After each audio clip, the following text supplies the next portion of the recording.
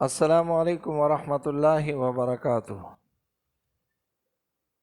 آج میں آپ کو ایک ایسے اہم مسئلے کے بارے میں بتانا چاہتا ہوں کہ سارے مسلمان یہ سوچتے ہیں کہ ہمارے مسئلے حل نہیں ہوتے۔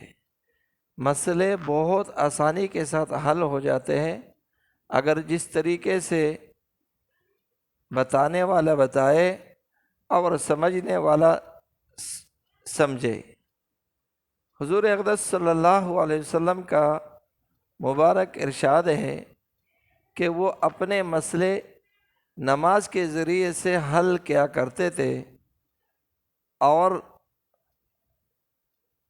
صحابہ رضوان اللہ تعالیٰ علیہم اجمعین سے روایتیں موجود ہیں۔ ان روایتوں میں بھی کثرت سے یہ بات لکھی ہے کہ حضور اقدس صلی اللہ علیہ وسلم کو جب بھی کوئی مشکل پیش آتی تو فوراً نماز کی طرف متوجہ ہوتے۔ آج میں آپ کو نماز کا ایک ایسا واقعہ بتاتا ہوں کہ انسان سن کر اس زمانے میں بھی وہ سن کر پریشان ہو جائے گا۔ ایک قلی تھا جو ہمارے زبان میں اس کو ڈاگیہ کہا جاتا ہے۔ اب وہ ایک شہر سے دوسرے شہر جایا کرتا تھا اور کچھ سامان وغیرہ ساتھ لے کر جایا کرتا تھا۔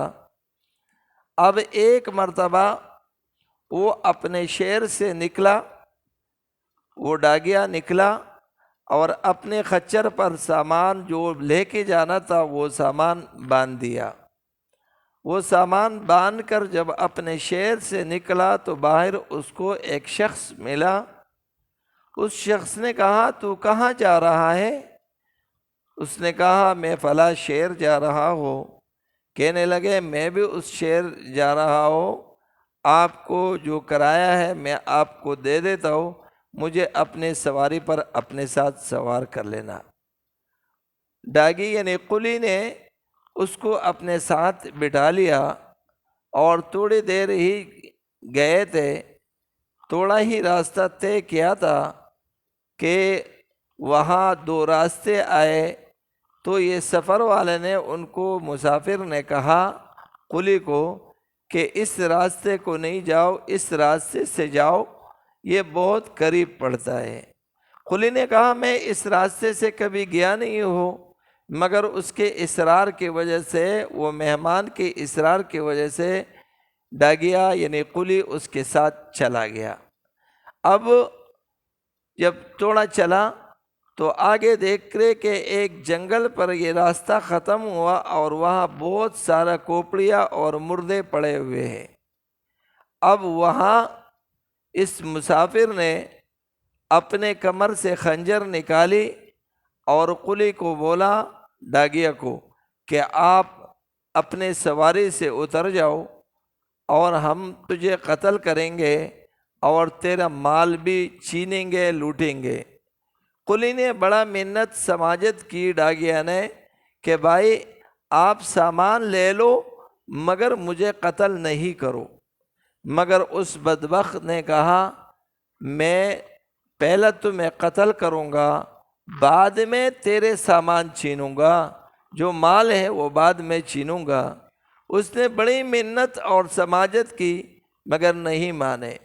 آخر میں اس نے کہا بس ٹھیک ہے مجھے قتل کر دے مگر مجھے 2 رکعت نماز پڑھنے دو، پھر مجھے قتل کر دو۔ اب وہ بدبخت اس کو کہہ رہا ہے کہ 2 رکعت نہیں 4 رکعت پڑھ لے، تجھ سے پہلے بھی جو یہ مردے پڑے ہوئے ان لوگوں نے بھی یہی بات کی کہ ہمیں 2 رکعت نماز پڑھنے دو، آپ 2 کے بجائے 4 پڑھ لے مگر میں تجھے قتل کروں گا اور پھر تیرے سامان چھینوں گا۔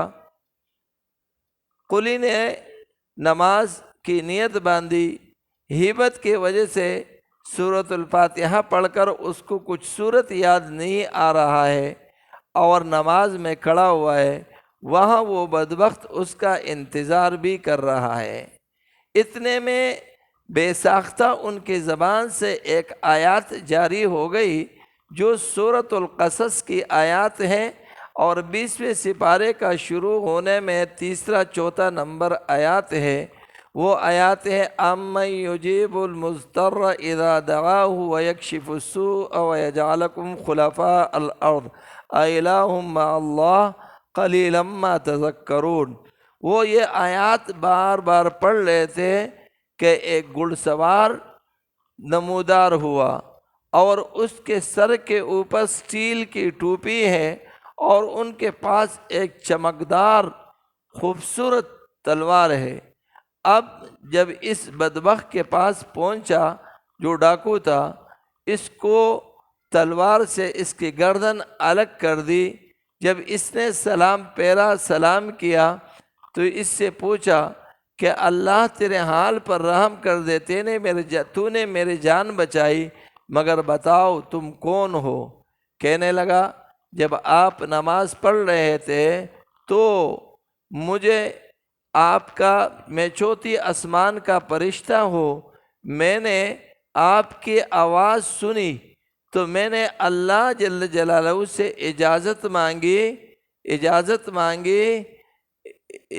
مانگی کہ آپ مجھے اجازت دو کہ میں اس بندے کی خدمت کروں۔ میں چوتھا آسمان کا فرشتہ ہوں اور میں تیری خدمت کے لیے آیا ہوں۔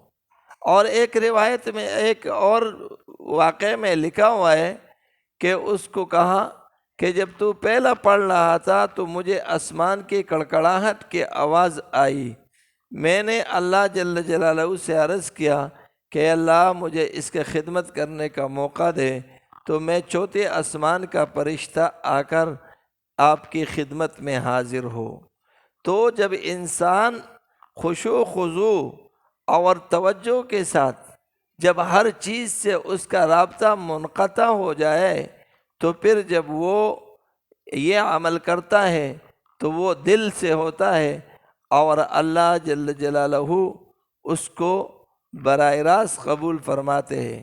ہم بھی یہ کوشش کریں کہ ہمارے نمازیں بہت اچھی ہو جائے اور اللہ ہماری بھی مدد فرمائے۔ یہ کوئی صحابہ کے واقعہ نہیں ہے، بلکہ یہ حدیث کی کتابوں میں، اور شیخ زکریا رحمۃ اللہ علیہ نے بھی اپنے کتاب میں لکھا ہے، اور اس کو بڑی تاکید کے ساتھ لکھا ہے۔ اس وجہ سے میں نے یہ واقعہ آپ کے سامنے بیان کیا۔ اللہ ہم سب کو عمل کرنے کا توفیق نصیب فرمائے۔